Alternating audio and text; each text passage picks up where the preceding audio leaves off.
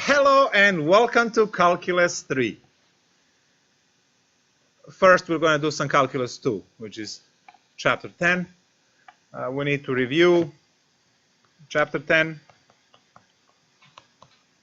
which is on parametric equations and polar coordinates.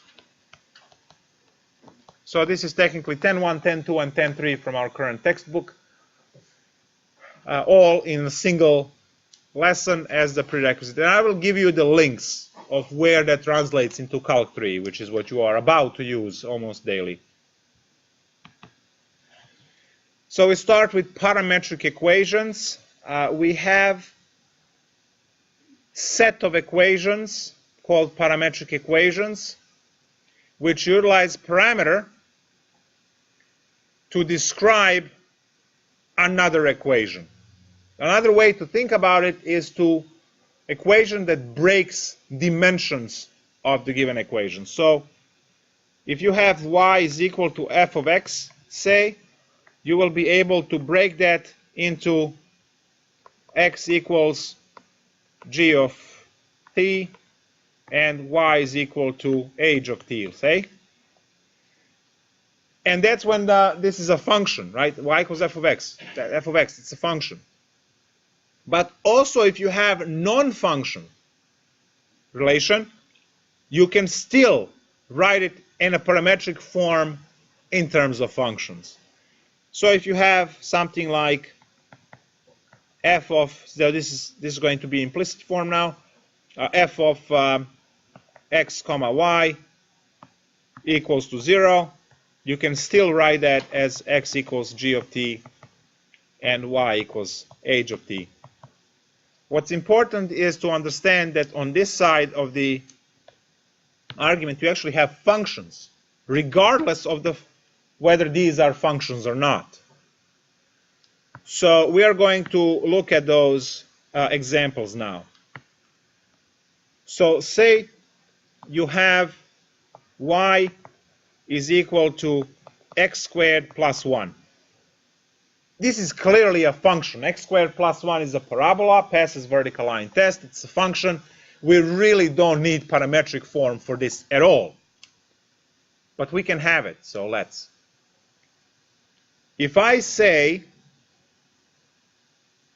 that x is equal to, say, square root of t, then y is going to be t plus 1.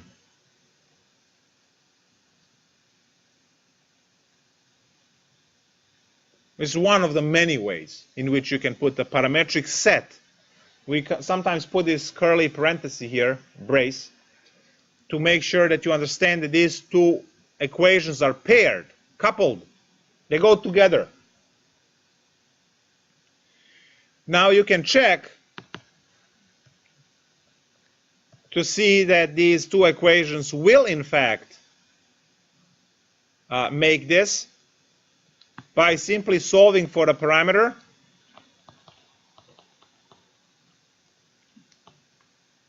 Come on, there we go, and plug in to get y equals x squared plus 1.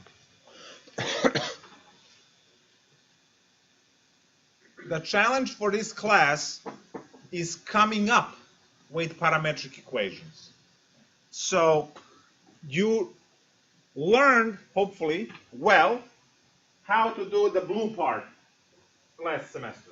So you have parametric set, how to express parameter in terms of x or y, plug it into the other one, and go from parametric set into your usual equation that contains x and y, Cartesian, right?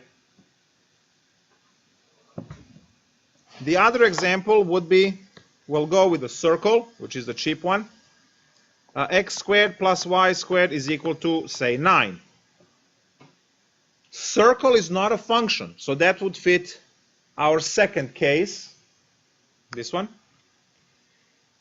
Circle is not a function, but we are still able to write x equals 3 cosine theta and y equals 3 sine theta as a parametric set where theta is going between 0 and 2 pi. So this parametric set is responsible for a circle. And if you solve for theta and plug in and work out the algebra, you will get this equation. I'll do that. But that part of going from parametric equations into what you are used to is what you studied in Calc 2. The skill that you need for Calc 3 is how to go from here there. And the only way to, there is no preferred way of doing that or prescribed way of doing that. It is mainly you spending insane amount of time just trying all different things until you get used to it. Why did I choose x equals square root of t? Because of my experience with this. All right? In all my divine presence, I know exactly what to do there. Right? It was told to me in a dream. So I memorized that the circles and ellipses are parametricized through cosine and sine. If the number in front of cosine and sine is the same, that's the minor and major radius, you get the circle. So 3 and 3. If you have different ones, like 3 and 5, you get an ellipse. Now these things you learn when you start playing with these things, and then you work out its algebra. So right now in class, I'm going to work this backwards to show that I'm getting this equation, which is Calc 2 confirmation. But then those of you who really want to understand what's going on and practice this, you're going to go home and say, oh, but he did talk about those ellipses. And he didn't do it in class, which means it's going to be on a test. So I want to try an ellipse, and then you're going to work out the ellipse, right? Because we all know how it goes. 1 plus 1 is equal to 2. That's in class. 1 plus 1 minus 3 equals -1 is on the homework. And then if we have 3 birds flying north, and then write that on a test.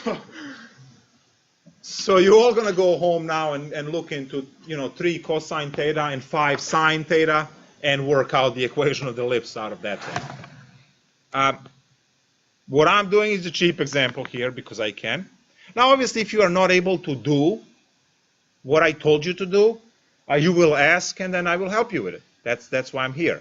They pay me $7 million per hour for that. So, yeah. What am I supposed to do? Oh, yes. So cosine theta is equal to x over 3, from where theta is equal to cosine inverse of x over 3. And now we plug that in.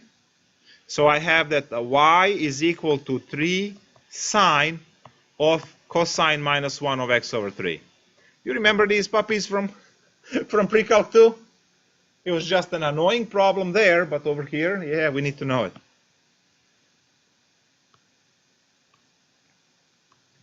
Next time when I teach pre-calc 2 and a student asks me, do we really need to know this? I'm just going to start teaching parametric equations right then and there. There's no calculus here. So what do I have? Cosine, adjacent over hypotenuse. Adjacent over hypotenuse. That's wrong. Adjacent over hypotenuse, which means that this one over here has to be 9 minus x squared by Pythagorean theorem. So now we write sine so we can cancel it. Y equals 3 sine of inverse sine, and that's going to be opposite over, so square root of 9 minus x squared over 3. These two die, and then eventually 3 and 3 dies, and you have your y equals square root of 9 minus x squared. Square both sides, y squared equals 9 minus x squared, and there is your x squared plus y squared is 9. You should be able to do the same thing with the ellipse. It's just going to be tag more annoying with dragging fractions around, but it's the same procedure, right? So we've seen two examples now. When you decompose a function into two functions, which is what we usually don't do, we will have to in chapter 14, but at the beginning you don't have to. And then you have these. Guys, you can't integrate the circle.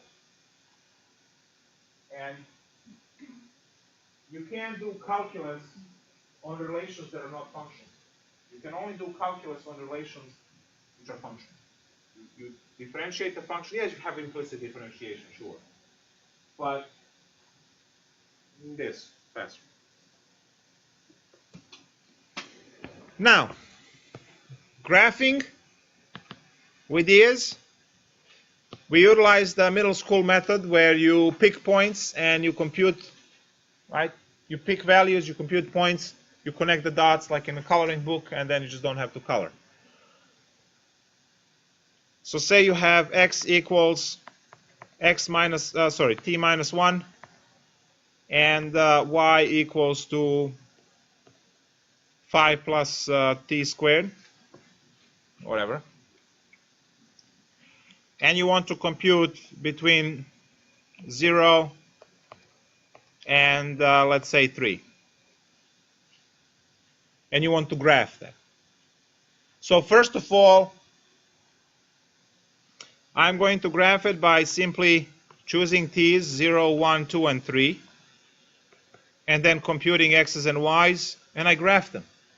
So t will just subtract 1, so negative 1, 0, 1, and 2. And y, now I dread that I put plus there. 5 plus 0 is 5, 5 plus 1 is 6, 5 plus 4 is 9, and 5 plus 9 is 14. So we have these 4 points, and then we can graph them and connect them together.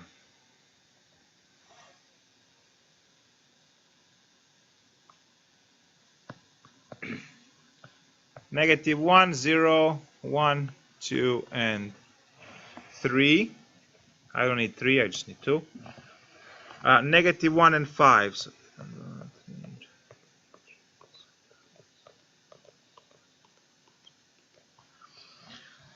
So there's 14 on top. I have negative 1 and 5. That's where it starts. 0 and 6. 1 and 9. And 2 and 14. It looks like this. Looks like a piece of parabola, right? Well, we can take this parametric set and we can combine it into 1. T is equal to x plus 1. And then we plug that into the second one, so y equals 5 plus x plus 1 squared. And just work it out. So y is equal to x squared plus 2x plus 6.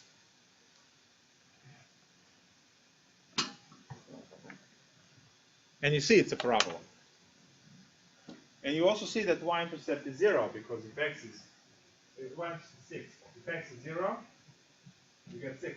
Write that point there.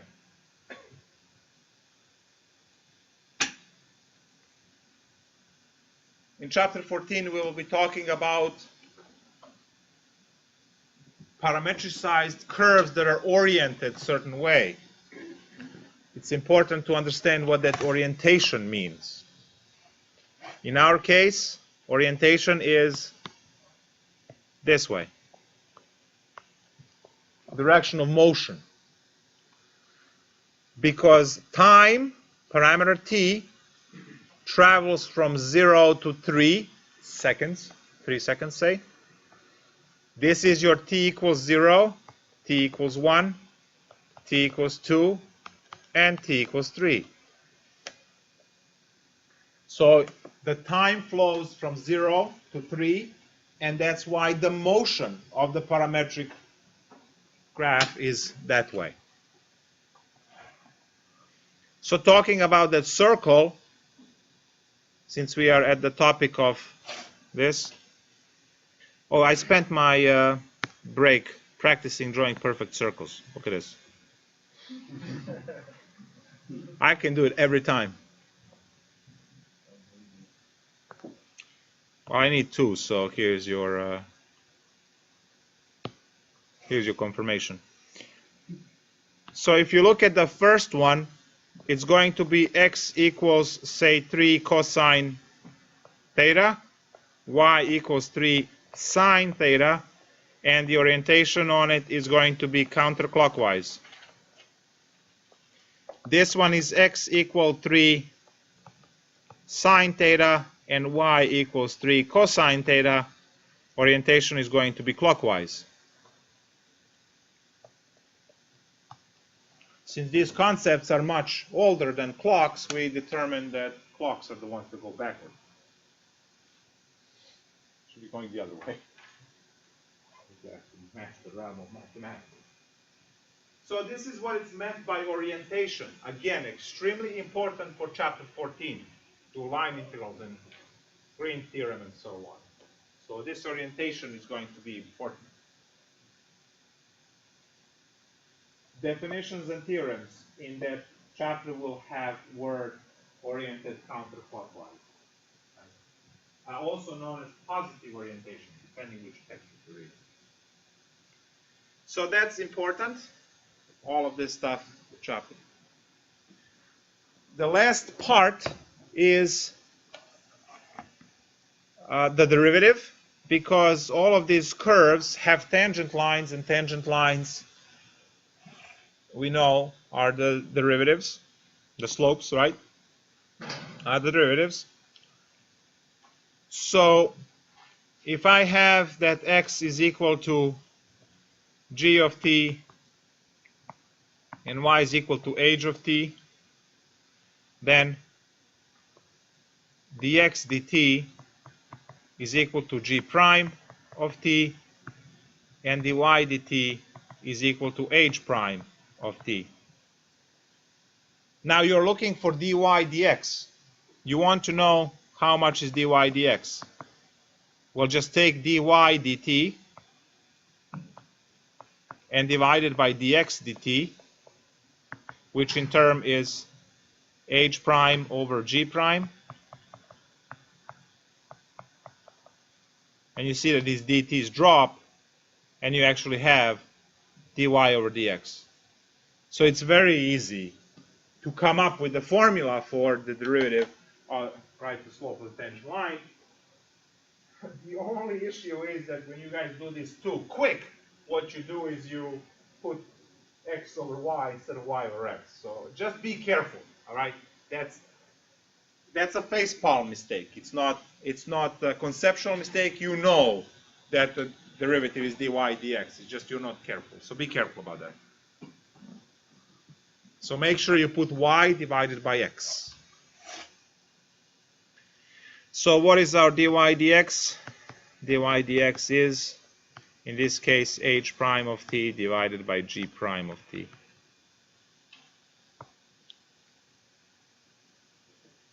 Yay! There we go.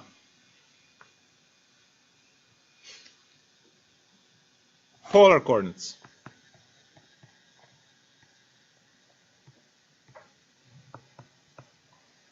Class goes like till 9 or 10, something like that. 7:20? Oh. We got 2 minutes and then another 20 after that. Let's go. It's really 7:20? How long? How's that long? Oh. Relative terms, sure. All right. That's right. Good to know. I'll be here. Actually, no, I'll be in the other room. What? 349, the first room upstairs. Yeah, okay. From the other side. Polar coordinates. So, parametrization is going to be utilized in 2 chapters. Polar coordinates are going to be utilized in 2 chapters. polar coordinates are complementing your Cartesian coordinates that you all know and love. I hope love them. So when you have a point in space 2, 4, no, 4, 2 in this case, you know how to get there. 1, 2, 3, 4 on the x-axis, and then 1, 2 up. The other way to get to the same point is to stretch a radius to some value and then swing that for some angle theta. This combination, r comma theta, are polar coordinates. R is the radius, which is the distance of the point to the origin, and theta is the angle of the swing. So if I have a polar coordinate which says 3 and pi over 3, the way I would graph that and find that is I first draw the 60-degree angle, which is pi over 3. Then I stretch out the radius r all the way to number 3. And then I swing that to this point here, and that's that point. So it lives on a pi over 3 line, which is the angle, and it has length of 3. You might have some of these things negative. Negative angles go this way, positive angles go this way. So negative angles are clockwise. So if you have 3 and negative pi over 3, you will do pretty much the same thing.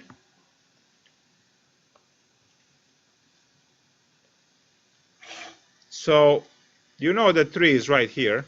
There's no doubt about that. You need negative pi over 3, which is here. So you will stretch that radius, you will swing it, and there's the point. So we went down. Polar coordinates are very powerful, guys. Now, why do we need these polar coordinates? These polar coordinates now are 2D. They're on a flat plane xy. Calc3 is 3D. So we're going to build on top of what you learned. Mathematics, you know so far, excluding the rotation from your Calc2, is all two-dimensional. When you are thinking about the sine function, what you should be thinking is the big xy graph on the floor.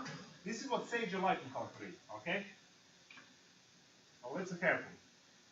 Anytime you see xy graph, it is going to be a drawing on the floor, on this carpet. So literally when I'm walking like this, I'm doing sine x through the classroom.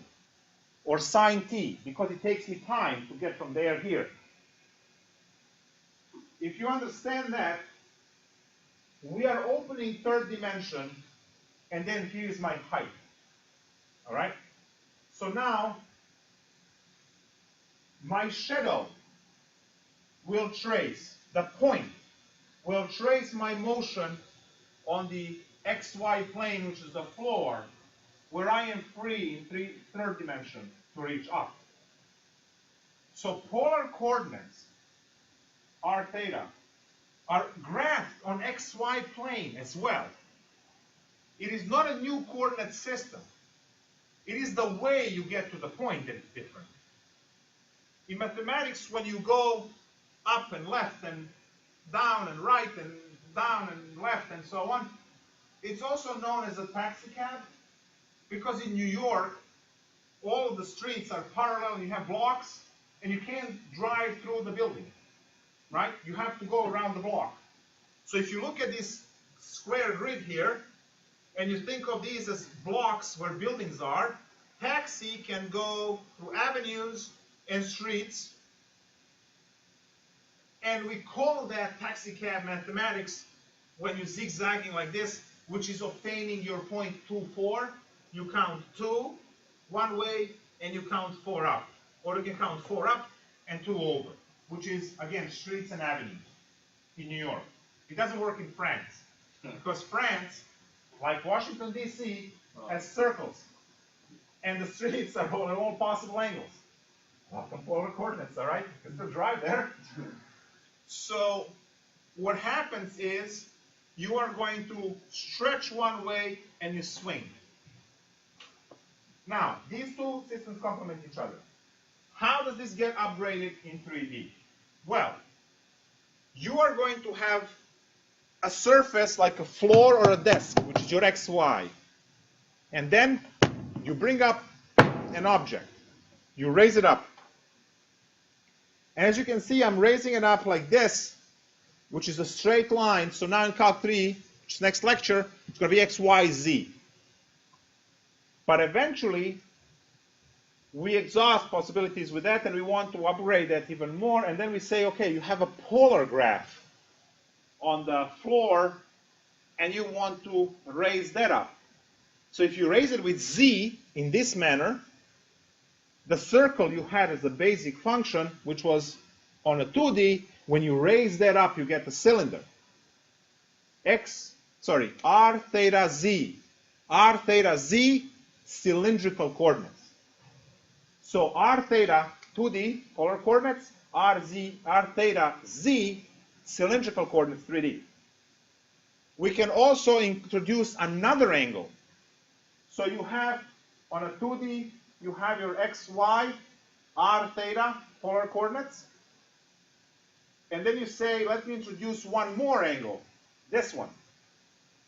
So if I'm introducing XYZ axis, I'm not going to measure Z taxicab way, I'm going to measure Z again with another motion. So I will have this kind of a motion on XY plane, which is just going to draw a circle, and then I'm going to have this type of a motion from Z axis swinging up. That's going to be phi. We have R theta phi. Polar coordinates plus one more angle rather than Z. No longer cylindrical, now it's spherical. Because this motion, when I fix this elbow and this is free to move like this, it is going to actually, this one is swiping sphere. It's always the same radius, right? So it's going to fill up, and if there was a space over here, well, virtual reality is coming up, but when I do this next time, it's going to be, you with goggles, you will see it, right? Me kind of painting in a 3D, and it will be a sphere. So you need to know polar coordinates very well, because we are going to upgrade that into cylindrical coordinates and spherical coordinates, and then we are going to transform our integrals from XYZ into the realm of either spherical or cylindrical, whatever we need. So I want to explain, the use of these polar coordinates in 2D first, and then we'll translate that in chapter 13 and then use it in 14 as well, in higher dimension. So it's important to understand that polar coordinates complement your world of X and Y Cartesian. What's ugly in one system, it's going to be beautiful in another one. So when you have a nice equation in the XY plane, it's going to look terrible when you translate that into polar. If you think of a circle, which is not a function, x squared plus y squared equals to 16. Can anyone tell me what is the, if you remember, what is the polar equivalent of this?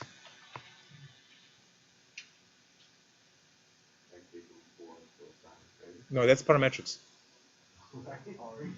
R equals 4. Look at these two.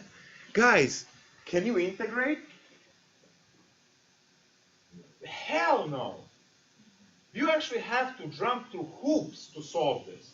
You're going to solve it for y, you get the plus minus y, square root, then you have to drop the square root and remember that you are dealing only with a half, exploit the symmetry to do 1/4 of it, and then use trigonometric substitution to solve that integral. All right? Or you can just integrate 4. All right? You just go 1/2 4 squared. All right? From 0 to 2 pi. This is how much of a joke of that problem this, like, when you use right tools. Right? One time I observed a person using the mirror to hit the nail in the wall. Awesome. Really? Mirror? Well, it was the base of a mirror, but still. So, right tools for the right job, right? That's why you can rent tools in Home Depot. You're not supposed to have everything. Right?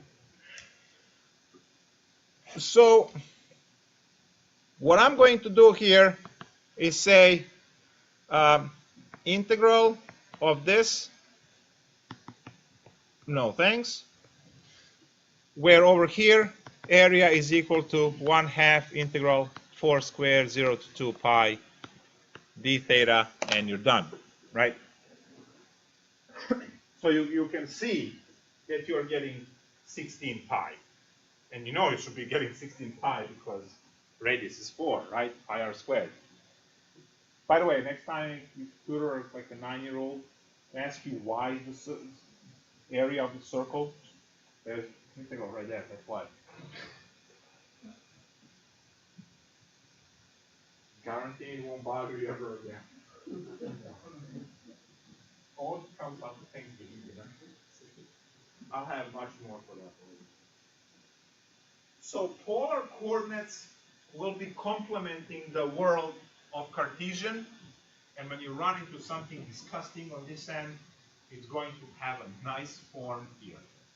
Polar coordinates are for those nice round shapes. You can also do the flowers and cardos and those kind of things, where anything that's kind of boxy and rigid, we go with the x and y, right? So you will see that every time we do integrals for 2D, right, double integrals, triple integrals, and so on, we will discuss rectangular coordinates, and then we discuss polar, and then in triple integrals we discuss rectangular, and then cylindrical, and then spherical, right? We address all of them, and then you study and you figure out which ones are used when.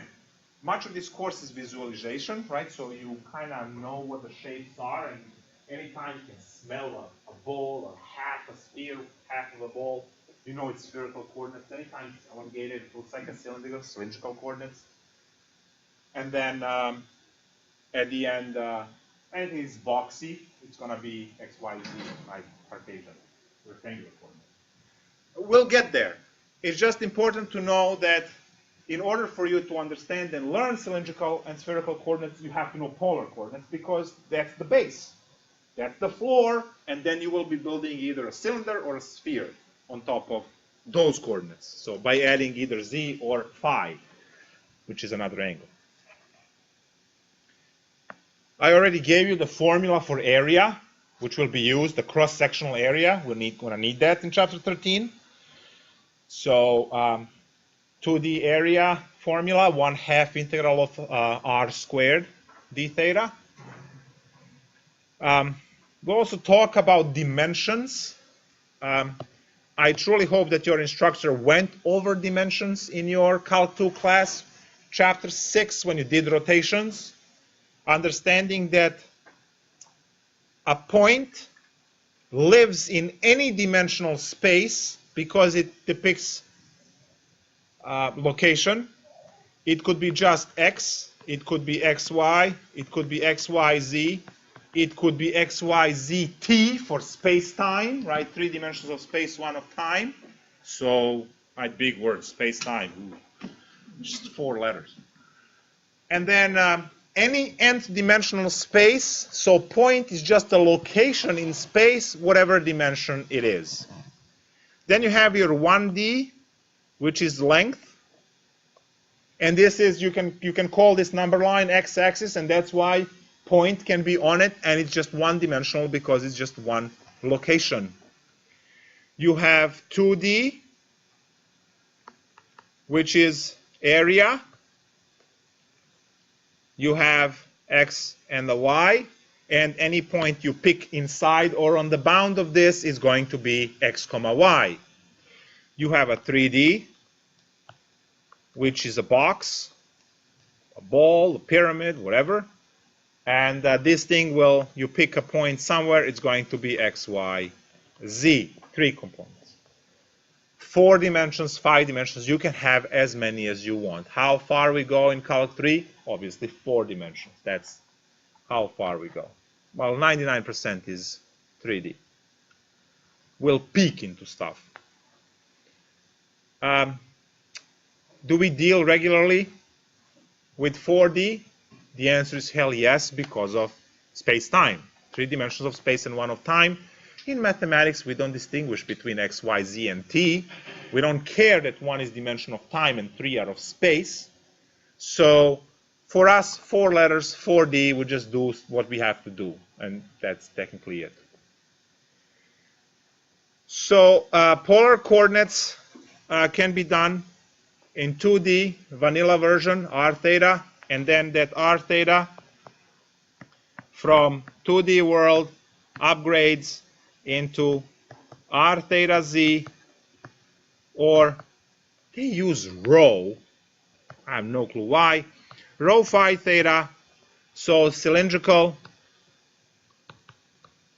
and spherical coordinates, all in 3D world. So those are the upgrades. Yes? Is rho the same as radius? R, yes. Okay. They change it just so it's confusing and annoying. There are no other reasons. That's all I can come up with. So, and you will see me 5,000 times actually write R, which should be R. We are going to see again a shift from x squared plus y squared plus z squared equals to 9 into rho equal 3 for rho equals to 3 for equation of a sphere in spherical coordinates. So spherical coordinates is going to be immensely powerful, right? You take stuff that really looks bad in this case and just compress it into nothing. So to find the volume of the, and to prove that formula, if anyone wants to go into honors option of this class, you'll have to sign up next week. If you're thinking about the honors option, that would be one of the proofs, to prove the formula for area of anything, volume of any 3D object, and so on. And that one would be on the list of proofs that you have. Many proofs in this course will be out of scope of this class in terms of me deriving and proving. So in few lectures, I'm just going to go bleh, and then you will say, okay, we got you. And then we do problems. And in some cases where it's okay for Calc3 to go through that, we'll do it. And you know, some of those proofs you might encounter that are missed in this class, you might encounter in your advanced calculus class or intro to analysis, depending on how it's called in your 4-year, because some of you people study math. You might see it. So those would be the polar coordinates. Oh yeah, the conversions. Holy nightmare, I forgot about that. Let's just write down those formulas. Squared equals x squared plus y squared. Excellent, yes, yes. And then tangent theta equals y over x. Perfect. So r squared is x squared plus y squared, which can be r is equal to square root of x squared plus y squared. Tangent theta is y over x. So theta, which is what we're interested in, is the inverse tangent of y over x. So this would be Cartesian to polar, right? And the other way around, we already had that. X is equal to r cosine theta, and y is equal to r sine theta would be polar to Cartesian, which is that conversion. Now, just a little bit of common sense. Look, guys, you have x and a y, so you compute r, and then recycle. You have x and a y, you compute theta. So that's why it's from Cartesian into polar. And over here, other way around. You have r, you have theta to plug both of them to plug in. You get x, and then plug both of them in again, you get y. So that's why you have these two, and you're computing these two one at a time. All of these formulas, if you don't want to memorize this, can be derived like this from the picture, the graph. If I can erase this line, there we go. With a random point somewhere, realizing that you can get there taxi cab, x and a y, or swing r for theta. If you write out 3 trigonometric functions, sine, cosine, tangent, and Pythagorean theorem x squared, y squared, r squared, you get all 4 formulas, right? Here's your sine formula. You write cosine formula, you get these two. You write your tangent formula, you get that one. And then if you write your Pythagorean theorem, you get that one. It's a very simple thing, and you just sort them out where they go, right? Which pair belongs where. So instead of, when I was a student, I didn't bother with any of this stuff. That was it for me. And I just look at the triangle, right? I look, that's it. Done. Cool. I'm going to stop the stream. And I hope stream was, yep.